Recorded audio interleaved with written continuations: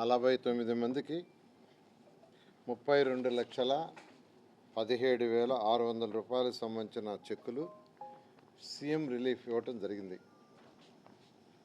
నెల్లూరు సిటీలో ఇంతవరకు 443 మందికి 4,98,692 రూపాయలకు సంబంధించిన సీఎం రిలీఫ్ చెక్స్ ఇవ్వటం జరిగింది.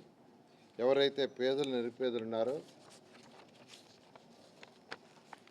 వాళ్ళు అనేక హాస్పిటల్స్లో ట్రీట్మెంట్ తీసుకున్నప్పుడు వాళ్ళు పూర్తిగా భరించలేనప్పుడు సీఎం రిలీఫ్ పెట్టుకుంటున్నారు.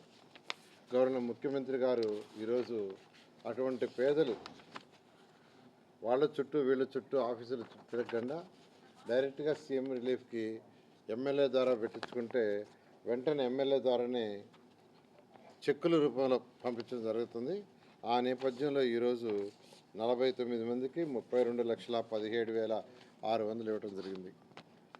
నా కాన్స్టిట్యున్సీలో ఇంతవరకు 433 మందికి ఈ 4,04,98,692 రూపాయల చెక్కుల రూపంలో పేదల నిరుపేదలకి ఆరోగ్యాన్ని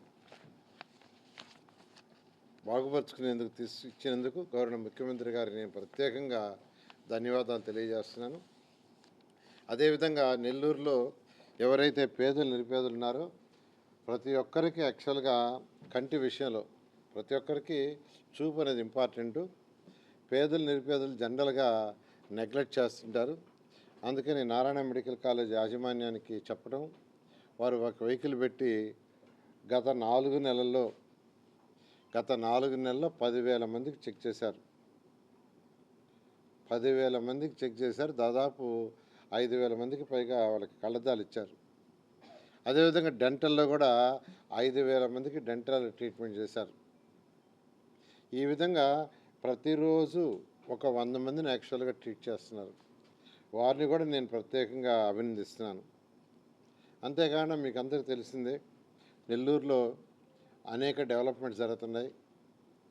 1 కాదు 2 కాదు, రోడ్స్ ఎండ్ టు ఎండ్స్ కావచ్చు, డ్రింకింగ్ వాటర్ కావచ్చు, లైట్స్ కావచ్చు, యూజీడీ కావచ్చు. యూజీడీకి సంబంధించి కూడా మెజారిటీ యూజీడీ అయిపోయింది.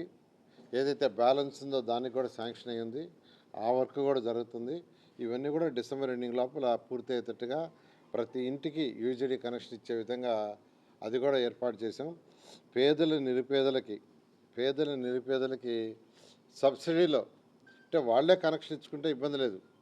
మనం రోడ్లో లైన్ వేసాము, దానికి వాళ్ళ ఇంటి బాత్రూము, టాయిలెట్, కిచెన్ నుంచి కనెక్షన్ ఇచ్చుకోవాలి. అది వాళ్ళు ఇచ్చుకున్నా ఇబ్బంది లేదు. మేము ఇచ్చుకోలేము, గవర్నమెంటే చేయమంటే గవర్నమెంట్ చేస్తుంది. అయితే పేదలు నిరుపేదలకి దాంట్లో కూడా సబ్సిడీ ఇవ్వాలని యాక్చువల్గా కమిషనర్కి ఆదేశించాను.